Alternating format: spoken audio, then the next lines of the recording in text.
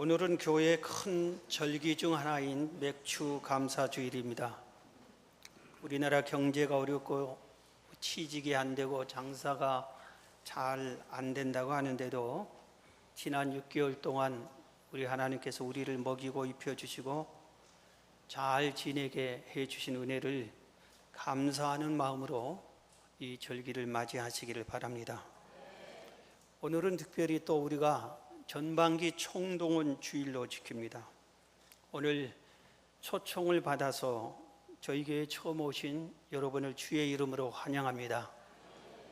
또 열심히 태신자를 작정하고 기도하고 또 복음을 전하고 초청하고 힘쓴 우리 성도들께 여러분들에게 큰 주의 은총과 주의 상급이 넘치기를 주의 이름으로 축원합니다.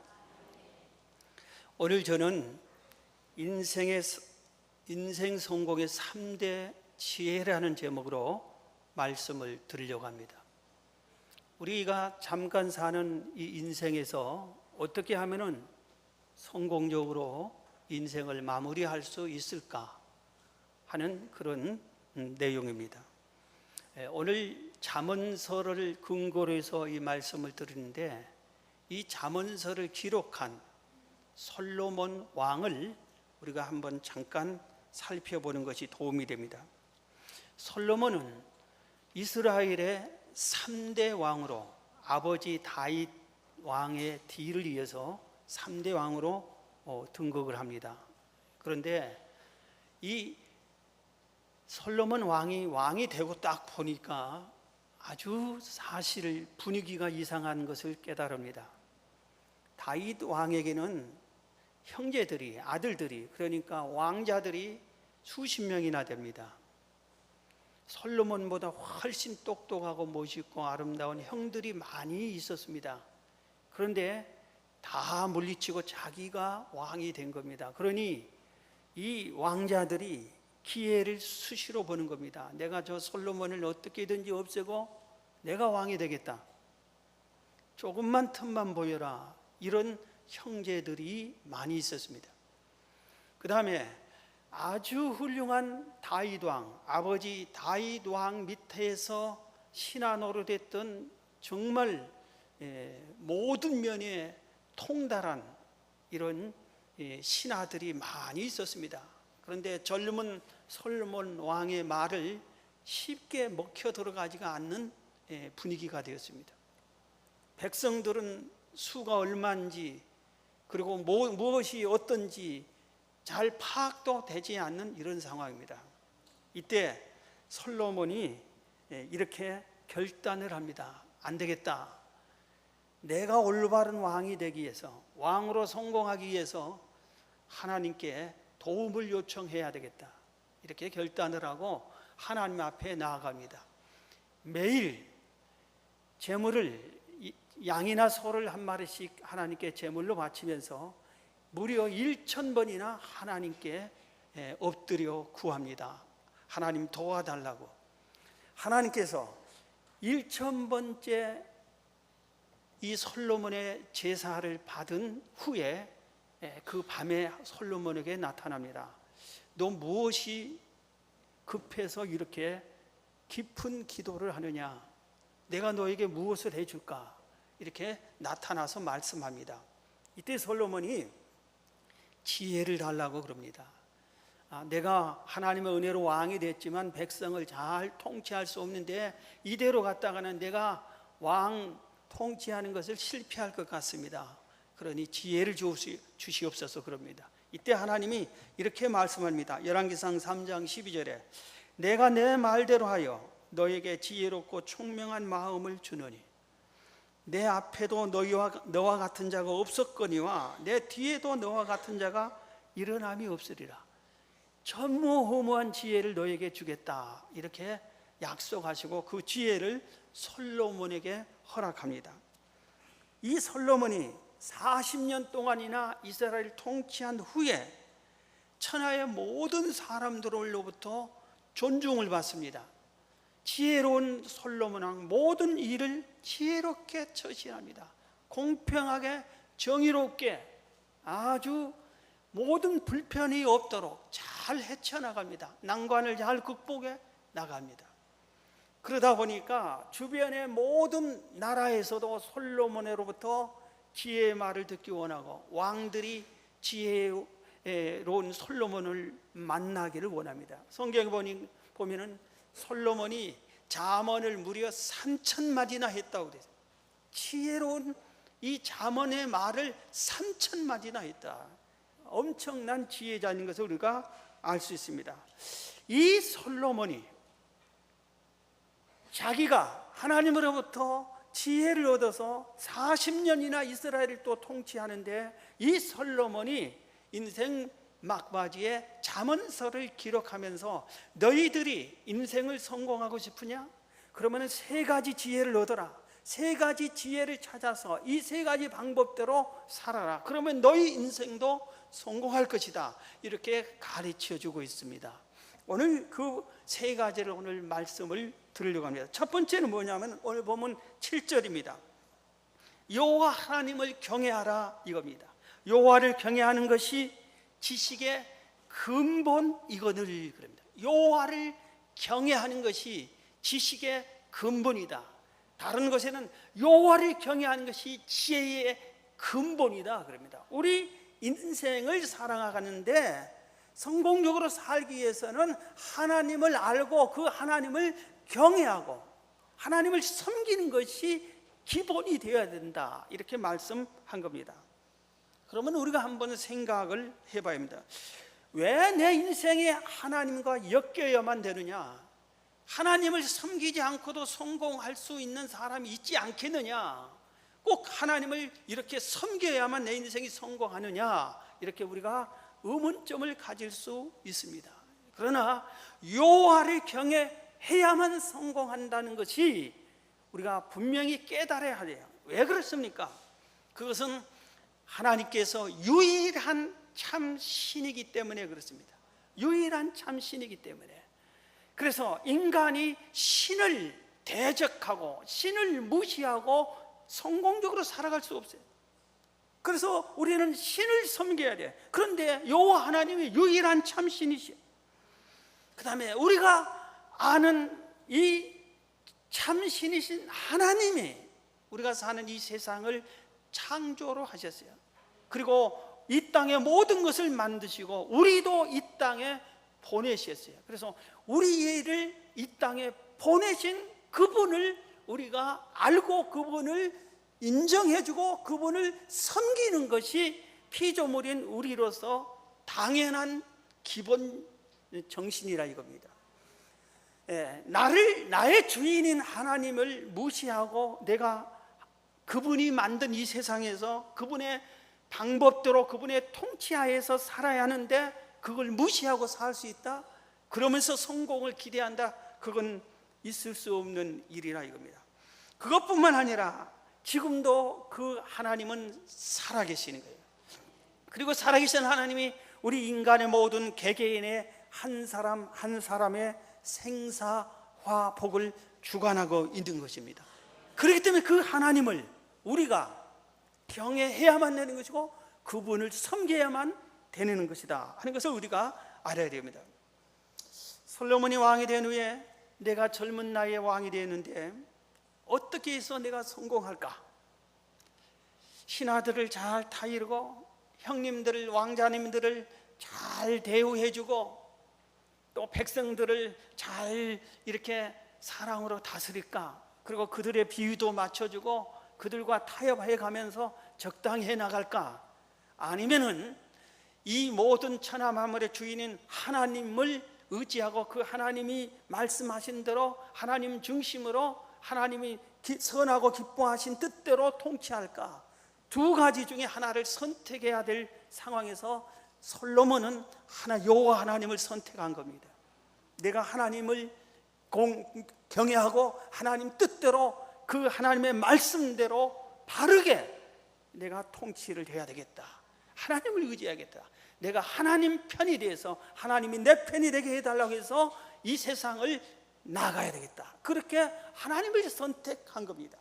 백성들과 신하들과 왕자들과 타협하고 그들을 비맞춰주면서 그게 아니라 하나님을 선택한 겁니다.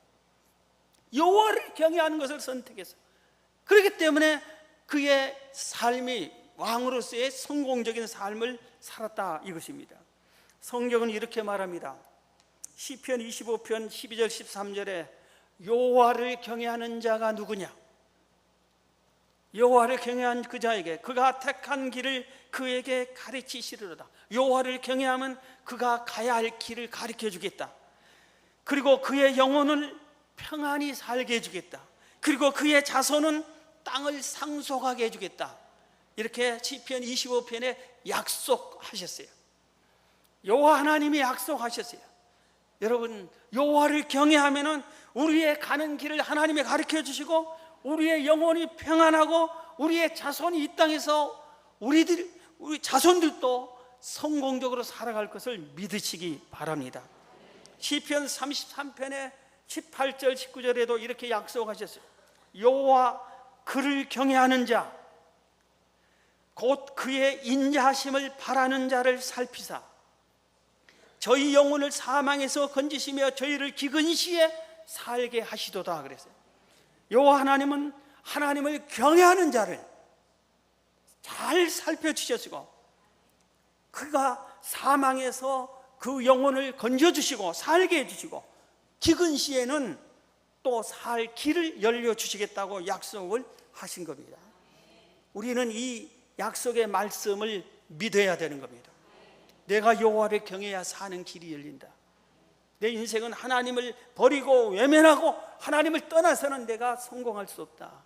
이 세상은 하나님의 것이다. 하나님이 통치하신다. 여러분 굳게 믿으시기를 바랍니다. 한 유대인이 있었어요. 우리가 잘 아는 대로 유대인은 이상하고 신기한 민족입니다.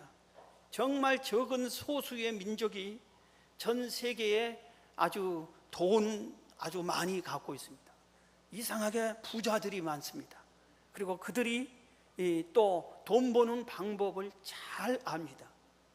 우리가 잘 아는 세계적인 가장 큰 상이라고 하는 노벨상을 적은 소수 민족 이 유대인이 30%나 이미 받았습니다. 앞으로도 유대인들이 그 상을 많이 받을 겁니다. 한 유대인을 보면은 우리가 이해할 수 있어요. 이분은 모든 삶을 여호와를 경외하면서 삽니다. 모든 유대인처럼 여호와를 경외하면서 사는 거예요. 그런데 이 하나님을 경외하기 위해서 하나님께 나름대로 기도 시간을 정해놓고 하나님께 간절히 기도를 드렸습니다. 그런데 이분은 장사하는 사람인데 어느 날 낙이 한 마리를 딱 팔려고 이 문 앞에다 딱 묶어놓고 있는데 기도 시간이 됐어요. 그래서 하나님께 기도를 딱 들어갑니다. 기도 시작을 했는데 기도 시작하자마자 손님이 왔습니다. 그러면서 낙타를 딱 살펴보더니 이렇게 얘기하는 거예요. 낙타가 참 좋네요. 이 낙타 저한테 $100에 파십시오. 그럽니다. 그 주인을 딱 보는데 주인이 아무 소리 않고 눈 감고 있는 겁니다. 지금 주인은 지금 뭐 하고 있어요? 하나님께 기도 시간이어서 기도하고 있어요. 그래서 주인이 속으로 이거 물건을 손님이 왔는데 빨리 흥정해서 팔고 나서 기도할까? 기도 시간인데 이미 기도 막 들어갔는데 기도를 먼저 할까? 기도 시간을 지킬까 하다 아니야. 여호와께 약속이 더 중요해. 기도를 먼저 해야 돼. 하고 기도를 계속 하고 있는 거예요. 그런데 이 손님이 와서 딱 보니까 $100 파시죠 하는데 주인이 눈만 감고 있어요. 그래서 이 물건 좋은데 근데 이 손님이 이 양반이 내가 싸게 살려고 해서 그러나 보다. 에라 $150에 파십시오. 그리고 $150을 딱 불렀습니다. 그리고 나서 주인이 팔겠지 하고 딱 얼굴을 쳐다보니까 주인이 아직도 눈 감고 있어요.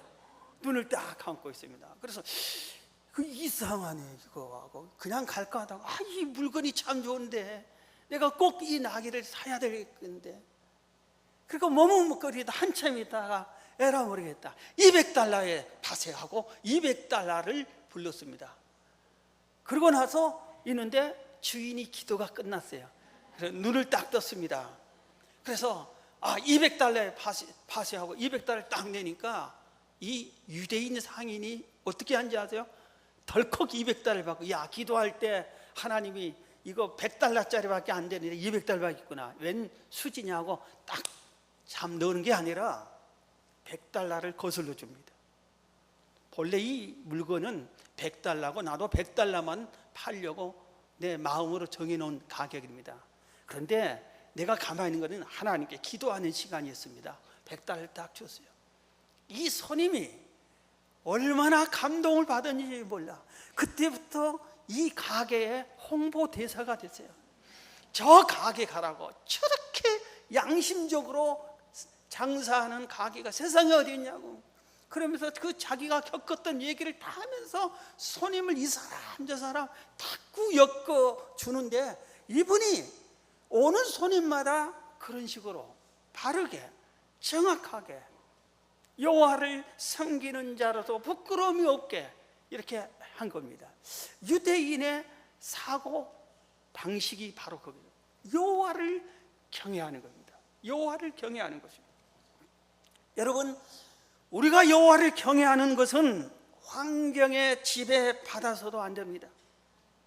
내 환경이 너무 힘들고 어렵고 지금 내가 너무 힘든 일을 당했다고 해서 여호와를 경외하는 일을 반복을 변경하거나, 하나님 내가 이렇게 힘든데 왜 나에게 구원의 손길을 벌쳐주지 않습니까 하고 그 하나님을 향해서 원망하거나 변경해서는 안 됩니다. 우리의 마음은 내 환경이 나쁘든 좋든 잘 되든 안 되든 간에 마음을 다하고 뜻을 다하고 성품을 다하고 힘을 다해서 요 하나님을 사랑하는 것이 변함이 없어야 되는 겁니다. 항상 변함이 없어야 돼. 이게 아주 우리 성도들의 이 고비가 바로 이게, 그 환경에 의해서 여호와 경외하는 것이 변질돼서 신앙이 변질되고 있어요. 그 고비를 넘겨야 되는 겁니다. 빛과 소금이라고 하는 우리 교계 잡지에 이번 호 7월호에 한 목사님을 소개했습니다. 김정하 목사님. 이분은 몇 년 전에도 이분이 소개한 글을 제가 읽어봤고 상당히 은혜를 받았는데, 이번에도 보고 아주 감동을 받았어요. 이 목사님은 한 8년 전에 성남의 한 작은 건물의 3층에 교회를 개척했습니다. 개척기가 얼마나 어렵습니까? 힘들고 재정적으로 특히 어려웠고, 그런데 그 어려운 중에 이 목사님이 자기 자녀들도 2명이나 있습니다. 그런 어려운 중에 생활이 살림이 되지도 않은데 내가 목사가 된 것은 많은 사람의 도움을 받았다. 그리고 이 세상에는 우리보다 더 어려운 사람이 너무나 많다. 이것을 알고 내가 목사이기 때문에 그들을 갚아야 된다. 이 빚을 갚아야 된다. 이런 생각에 컴패션이라고 하는 선교 단체를 통해서 제3국의 어려운 이 필리핀이나 이렇게 이 가난한 자녀 어린이들 중에서 부모를 잃고 또는 부모가 병들고 직장이 없고 그래서 헐벗은 그들을 후원하는 그 일을 해서 그 자녀들을 후원하는 일을 합니다. 그러면 우리 보통 생각에 그 목사님이 어려운 중에도 그런 좋은 일까지 하고 힘써 노력하니까 하나님이 복을 주어야 교회가 막 부흥되고 빨리 잘 돼야 될 것 같은데 사실은 그렇지 않았어요. 교회는 성장이 더디고 경제적으로 더 어려웠습니다. 그래서 이 목사님이 내가 어렵다고 해서 그들의 그 낯선 타국의 그 어려운 자녀들이 내가 후원하지 않으면 그들은 굶을 텐데 이런 생각에 그들을 계속 후원하기 위해서 그 건물 밑에서 구두 닦기를 했습니다. 그래서 구두 닦기 목사님으로 막 홍보가 됐어요. 그래서 사람들이 목사님이 왜 구두를 닦나? 그런데 사연을 알아보니까 이 목사님이 그렇게 이 제3국의 어려운 이들을 돕기 위해서 구두를 닦는 걸 알고 많은 사람들이 일부러 거기까지 와서 구두도 닦고 이런 식으로 도움이 되기도 했어요. 그런데 이 목사님에게 더 큰 시련이 찾아왔어요. 아주 무서운 병이 찾아왔습니다. 이 병은 아주 류게릭 병이라고 하는 이 병은 한 번 걸리면은 3년, 5년 이내에 모든 근육이 마비가 돼서 말도 못하게 되는 거예요. 움직이지도 못하게 되는 그런 병, 걷지도 말도 못하고 이런 무서운 병이 찾아왔습니다. 그런데 이 목사님이 그런 와중에 이 그 무서운 병을 맞이한 중에도 변함없이 여호와를 섬기고 또 후원도 하고 그 일을 계속합니다.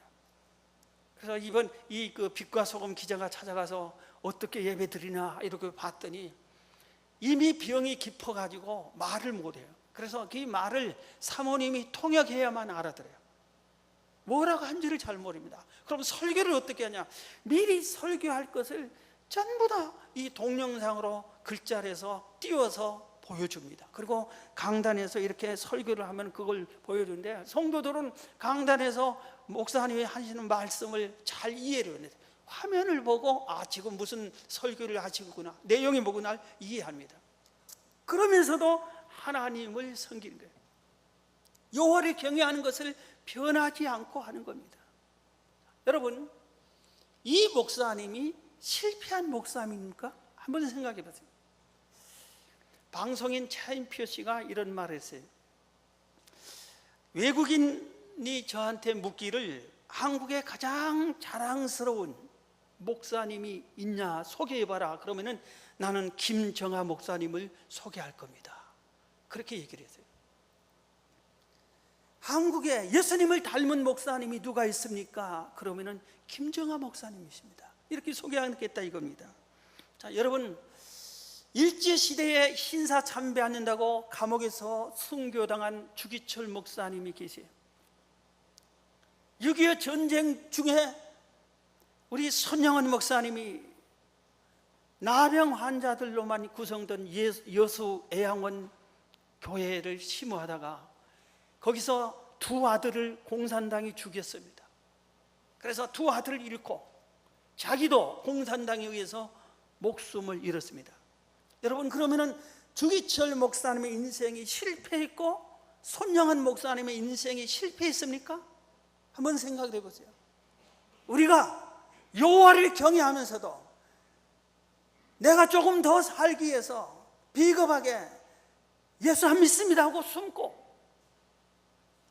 때로는 도망가기도 하고, 하나님을 모른다고 부인하기도 하고, 이렇게 하면서 5년 더 살고 몇 년 더 산 사람이 성공한 겁니까? 우리 한번 생각을 해봐요.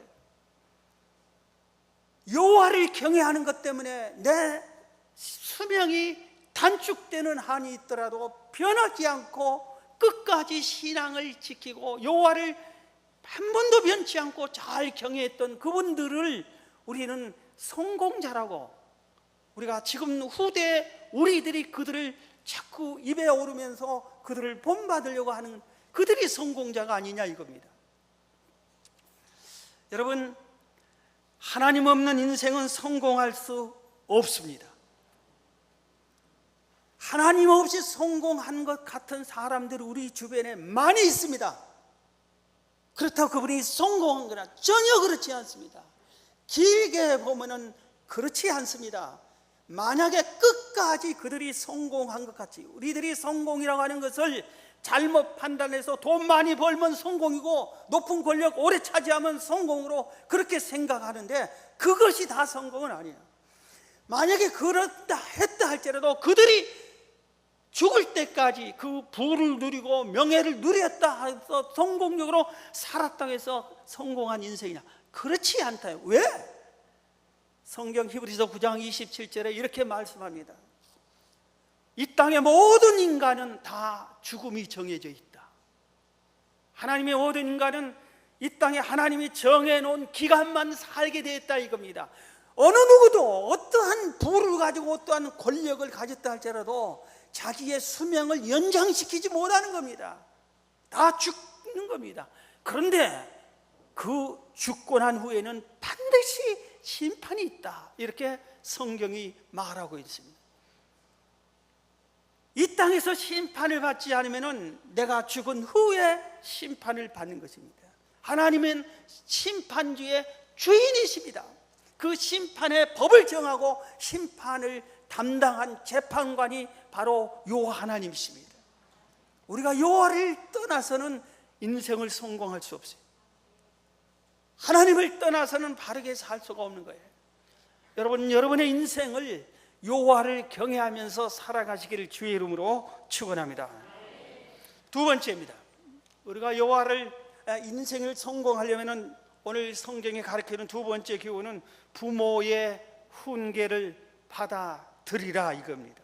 오늘 본문 8절 9절에 보면 내 아들아 내 아비의 훈계를 들으며 내 어미의 법을 떠나지 말라. 이는 내 머리에 아름다운 관이요 내 목에 금사슬이니라. 네 부모가 너를 바르게 살라고 자꾸 꾸지람하고 책망하고 훈계하고 가르친 그것을 고치어서 잘 지키면 네 인생 금면류관 쓰는 성공하는 인생이 된다 이 말입니다. 자, 여러분 한번 이것도 생각해 봅시다. 왜 부모님이 우리를 훈계합니까? 왜 어머니 아버님이 나를 자꾸 잔소리를 하고 그렇습니까? 그리고 왜 아내가 나에게 자꾸 바가지를 긁습니까? 왜 그렇습니까? 자신들을 위해서 그런 겁니까? 부모가 자기 잘 되려고 자식을 막 구제람합니까? 그렇지 않잖아요. 그 자식을 사랑하니까 그 자식이 잘 되라고 너 이렇게 해야 된다 이렇게 해야 된다 너 왜 이거 안 했니 이걸 해라 실천해라 이렇게 교훈계하고 책망하고 꾸지람하고 그런 것입니다. 자식 잘 되라고 그런 겁니다. 그것을 고치면은 우리 인생이 훨씬 잘 되고 성공한다 이겁니다. 부모님이 여러분들에게 제일로 많이 하는 소리가 뭡니까? 그걸 고쳤으면은 여러분은 한 단계 올라선 귀한 사람으로 됐을 거예요. 어린 자녀들에게 부모가 공부해라 그러잖아요. 차 조심하라 차 조심하라. 선생님 말 잘 들어라 선생님 말 잘 들어라. 술 먹지 마라 술 먹지 말라. 노름하지 말라 노름하지 말라. 여자에게 빠지지 말아라 여자에게 빠지지 말라. 그러면 왜 그런 소리들이 듣기 싫고 귀찮고 공부하라 공부하면 더 안 해버리고 왜 이렇게 살았냐 이겁니다. 그런데 그 소리를 생각해 보세요. 그 훈계가 다 옳은 소리잖아요. 훈계는 때론 자식이 부모에게 훈계도 할 수 있어요. 가르칠 수 있어요. 아빠 그거 잘못됐어 아빠 그러지 마세요. 아빠 제발 술 좀 그만 먹으세요.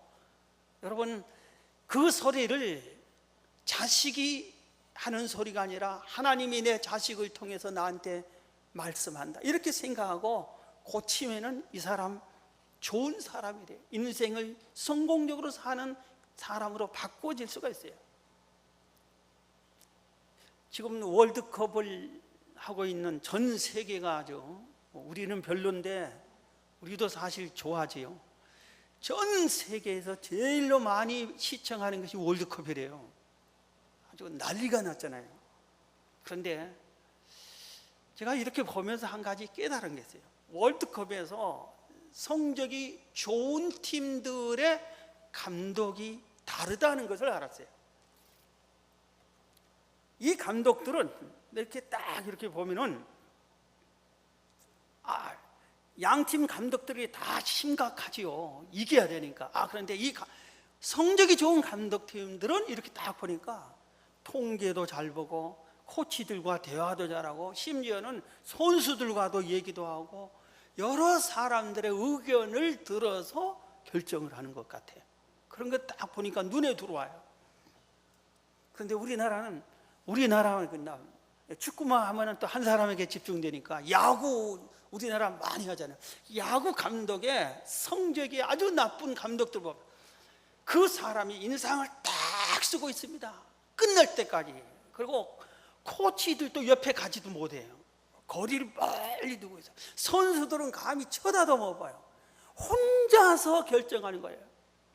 자기가 제일로 잘하는 것처럼, 다 아는 것처럼. 그러면 이겨야지. 맨날 지면서 자기가 제일로 잘한 것처럼 아무 말도 안 들어요. 여러분, 아내가 막 잔소리하는 것을 바가지라고 생각하는 사람은 맨날 싸우게 돼 있어요.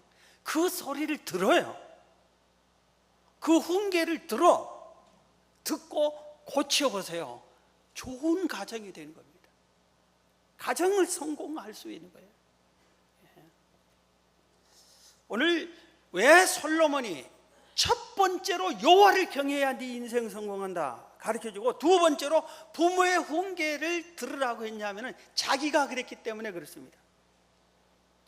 아버지 다윗이 세상 뜰 때쯤 됐을 때에 자기를 불러가지고 마지막 훈계를 합니다. 유언처럼 합니다. 그런데 그것을 솔로몬이 붙잡았더니 왕이 되고 자기 인생이 다른 형제들을 위해서 크게 성공한 거예요.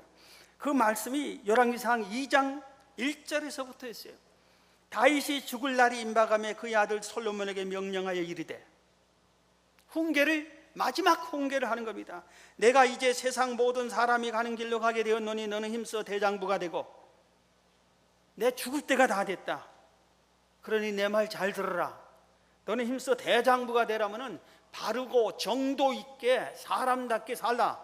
그러면서 귀한 말씀을 가르치죠. 3절에 내 하나님 여호와의 명령을 지켜 그 길로 행하여 그 법률과 계명과 율례와 증거를 모세 율법에 기록된 대로 지켜라. 그리하면 내가 무엇을 하든지 어디로 가든지 형통할 것이다.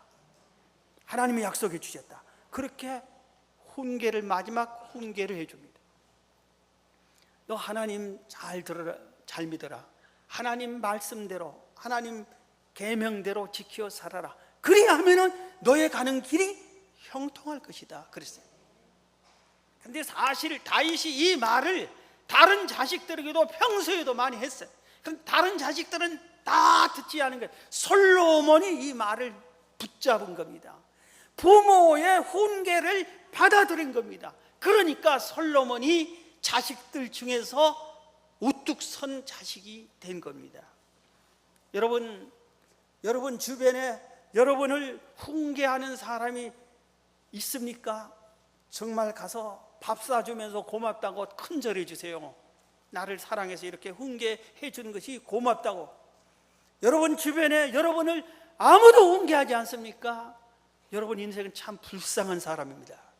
지금부터라도 다른 사람들에게 밥 사주어 가면서 혹시 내가 고칠 점이 있으면 말씀해 달라고 훈계를 받으라고요. 그래야 내가 인생이 바꾸어지는 거예요.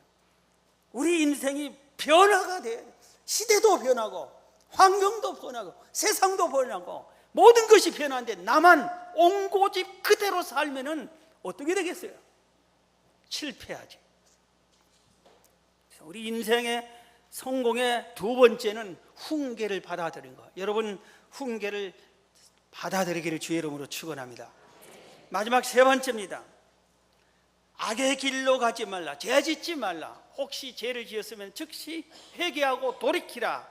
이것이 솔로몬을 통해서 우리에게 준 세 번째 인생 성공의 방법입니다. 오늘 본문 10절에 내 아들아 악한 자가 너를 깰지라도 따르지 말아라. 그리고 23절에 보면 나의 책망을 듣고 네가 혹시 잘못했을 때 내가 책망하거들랑 돌이켜라 이겁니다. 여러분 우리가 이 세상에서 죄 지으면서 성공한 사람이 없잖아요. 죄 짓고 권력을 잡아도 다 나중에 실패자로 돌아서잖아요. 죄 짓는 사람은 하나님이 그 사람에게 은혜와 복을 줄 수가 없어요. 특히 이 악한 자는 우리를 깰 때 11절에서부터 14절까지 보면은 한탕만 하자. 그리고 모든 것이 준비가 다 잘 됐다. 그래 너는 우리와 함께 하기만 하면 돼. 이 한탕만 하면 평생 먹고 살 수 있는 돈을 우리가 손에 쥔다. 이렇게 미혹합니다. 우리가 이 세상에서 범죄할 때 처음부터 죄악의 길을 들어서지 않지만 누군가가 나를 미혹해서 꼬셔서 그 길을 가게끔 하다 보니까 내가 그 악한 자가 되고, 나중에는 내가 다른 사람을 또 이렇게 미혹해서 이 악한 길에 동참하게 하게 만드는 겁니다. 그래서 처음부터 내가 나를 악의 길로 이끄는 그런 사람들에게서 단호하게 끊어버리고 거절해야 되는 겁니다. 처음부터. 그래야 우리가 죄악의 길에 들어서지 않습니다. 굶은 한이 있더라도, 때로는 내가 너무 억울한 일을 당했다 할지라도 죄악과 타협해서는 안 되는 겁니다. 오늘 우리는 죄악과 함께 세상을 살아서는 안 되는 겁니다. 오직 주 안에서 바르게 의롭게 살아야 되는 겁니다. 주님의 뜻대로 살아야 되는 겁니다. 그럴 때만이 내 인생의 앞길에 하나님의 돕는 손길이 나타나게 되는 것입니다. 혹시 우리가 연약해서 범죄했을 때라도 해가 지기 전에 회개하는 것이 옳습니다. 하루가 가기 전에 뉘우치는 것이 옳습니다. 돌이켜야 됩니다. 그리고 주 앞에 나와서 잘못했다 그리고 사람에게도 가서, 사람에게 잘못을 저질렀으면 그 사람에게도 가서 회개해야 됩니다. 어떤 사람은 하나님께만 회개하고 사람한테는 회개하지 않아요. 그 사람한테. 그건 회개가 된 거 아닙니다. 사람에게 먼저 회개하고 뉘우치고 하나님 앞에 회개를 해야 되는 거예요. 돈을 떼먹었으면 돈을 갚고 난 다음에 하나님께 회개해야지, 갚을 능력이 있는데도 돈은 갚지 않고 하나님 앞에만 용서해 주세요 하면 되지 않습니다. 하나님과 사람 앞에 뉘우쳐서 회개해야 되는 것입니다. 자, 오늘 말씀을 마치겠습니다. 여러분, 우리가 살고 있는 이 세상의 인생은 짧습니다. 100세 시대라고 하지만 짧습니다. 100살을 살아도 짧은 인생입니다. 그리고 이 인생은 두 번 다시 우리에게 돌아오지 않습니다. 불교에서 말한 윤회선, 그건 전혀 없는 것입니다. 우리 인생이, 당신의 전생을 압니까? 우리 인생은 처음 사는 거지 또 살아봤어요? 그게 아니에요. 한 번뿐이에요. 한 번뿐의 인생. 여러분, 성공적으로 살기 위해서 세 가지 지혜가 있어요. 하나는 여호와를 경외하는 거예요. 그 다음에 나를 사랑하는 사람들이 나에게 훈계하고 잔소리하는 것을 다 고치는 거예요. 듣고 고치는 거예요. 세 번째는 죄를 짓지 않는 것입니다. 오늘 이 세 가지를 여러분이 잘 지키셔서 여러분의 인생이 성공적인 인생이 다 되시길 주의 이름으로 축원합니다.